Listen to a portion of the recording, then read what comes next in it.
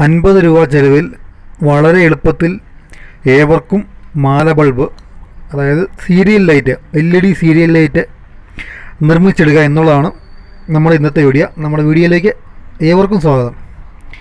അപ്പോൾ ആദ്യം ഇന്ന് ഡ്രൈവാണ് നമ്മൾ നിർമ്മിക്കുന്നത്. അപ്പോൾ ഡ്രൈവ് ഉണ്ടാക്കാനായിട്ട് നമുക്ക് ഇതുപോലെ 4 ഡയോഡ് വേണം.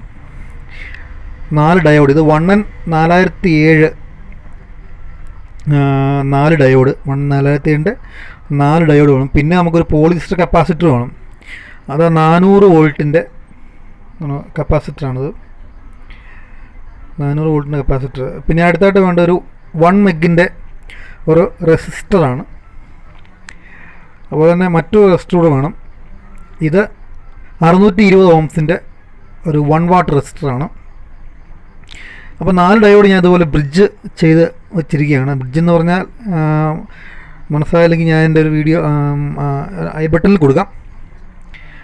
അപ്പോൾ ബ്രിഡ്ജ് ചെയ്ത് വച്ചിരിക്കുകയാണ്. ഇതാണ് കണക്ഷൻ, ബ്രിഡ്ജിൻ്റെ സർക്യൂട്ട് അതാണ്. അപ്പോൾ നമുക്ക് ഈ നീണ്ടു നിൽക്കുന്ന ലെഗുകളൊക്കെ ഒന്ന് കട്ട് ചെയ്ത് കളയാം. കട്ട് ചെയ്തിട്ട് അതൊന്ന് സോൾഡർ ചെയ്യാം.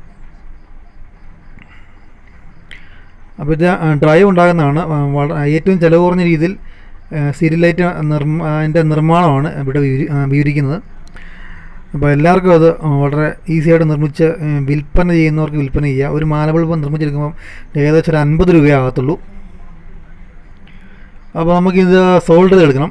ഞാൻ ആ 4 വശങ്ങളും സോൾഡർ ചെയ്തിട്ടുണ്ട്. അപ്പം ബ്രിഡ്ജ് ഡയോഡ് ആയിരിക്കുകയാണ്. നമുക്ക് ഇനി ഇതിലേക്ക് കപ്പാസിറ്റർ കണക്ട് ചെയ്യണം. അപ്പോൾ കപ്പാസിറ്റർ കണക്ട് ചെയ്യാൻ വേണ്ടി ആദ്യം കപ്പാസിറ്ററിൻ്റെ 2 ലെഗുകൾക്ക് പാരലായിട്ട് നമ്മൾ ആ 1 മെഗിൻ്റെ റെസ്റ്റർ ഇങ്ങനെ കണക്ട് ചെയ്തിരിക്കുകയാണ്. കുറച്ച് വയർ ഞാൻ എടുത്തിട്ടുണ്ട്. അത് AC കണക്ട് ചെയ്യാൻ വേണ്ടിയാണ്, AC ഇൻപുട്ടിന് വേണ്ടിയാണ്, കറണ്ട് നമുക്ക് സപ്ലൈക്ക് വേണ്ടിയാണ്. കുറച്ച് വയർ എടുത്തിട്ടുണ്ട്. അപ്പോൾ അടുത്ത റെസിസ്റ്ററുണ്ട് 620 ഓംസിൻ്റെ റെസിസ്റ്റർ എടുത്തിട്ട് നമ്മൾ AC ഇൻപുട്ടിലേക്ക് കൊടുത്തിരിക്കുകയാണ്. ഡയോഡിൻ്റെ വരയുള്ള ഭാഗവും വരയില്ലാത്ത ഭാഗവുമാണ് പോസിറ്റീവിന്. വരയുള്ള ഭാഗം പോസിറ്റീവും വരയില്ലാത്ത ഭാഗം നെഗറ്റീവായിട്ടാണ് വരുന്നത്. അപ്പം നമ്മൾ അവിടെയാണ് നെഗറ്റീവും പോസിറ്റീവ് വരുന്ന വശത്താണ് നമ്മൾ LED കണക്ട് ചെയ്യുന്നത്. ഇത്രയും മനസ്സിലായി കാണുമല്ലോ.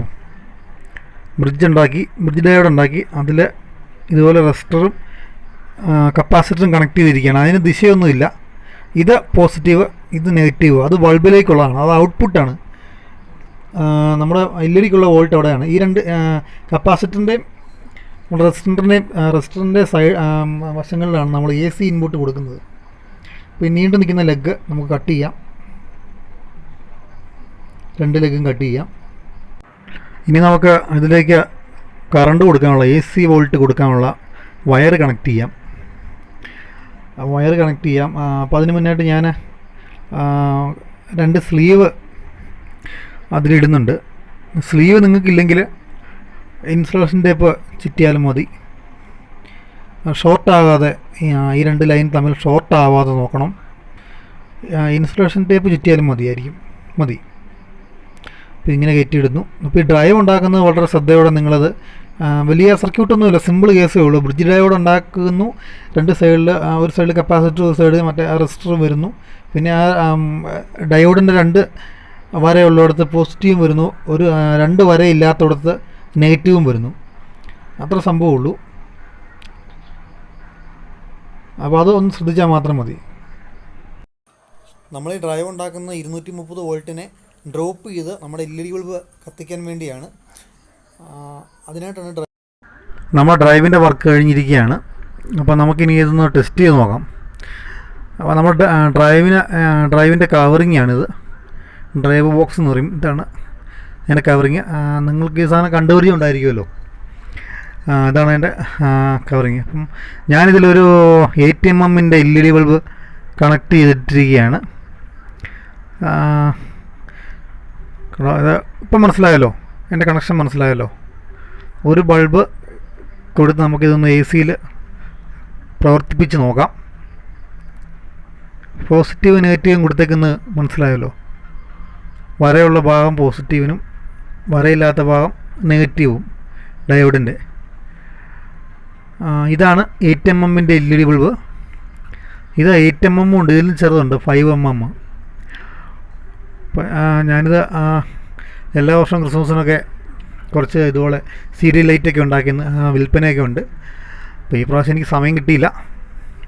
അപ്പോൾ ഇത് കഴിഞ്ഞ തവണ വാങ്ങി വെച്ചതാണ്. ഈ ബൾബിന് ഒരു രൂപയേ ഉള്ളൂ. 500 എണ്ണത്തിൻ്റെ ഒരു പാക്കറ്റാണ്. അപ്പം നമ്മളിതൊന്ന് AC കൊടുത്തു നോക്കാം. ഇത് ഐസൊലേറ്റഡ് അല്ല, നമ്മുടെ SMPS പോലെ ട്രാൻസ്ഫോമർ പോലെയും ഇത് ഐസൊലേറ്റഡ് അല്ല. അപ്പോൾ ഇതിൽ ബൾബ് കത്തിക്കൊണ്ടിരിക്കുന്ന സമയത്ത് തൊട്ട് കഴിഞ്ഞാൽ ചെറുതായിട്ട് ഷോക്ക് അടിക്കാനുള്ള സാധ്യതയുണ്ട്. അപ്പോൾ അത് ശ്രദ്ധിക്കണം. നല്ലപോലെ ഇൻസുലേഷനൊക്കെ ചെയ്ത് ഉപയോഗിക്കണം. അപ്പോൾ നമ്മളിതിൻ്റെ അടുത്ത LED കണക്ഷൻ്റെ അടുത്ത നെക്സ്റ്റ് വീഡിയോയിലായിരിക്കും കാണിക്കുന്നത്. അപ്പോൾ നാളെ ആ വീഡിയോ അപ്ലോഡ് ചെയ്യുന്നതായിരിക്കും.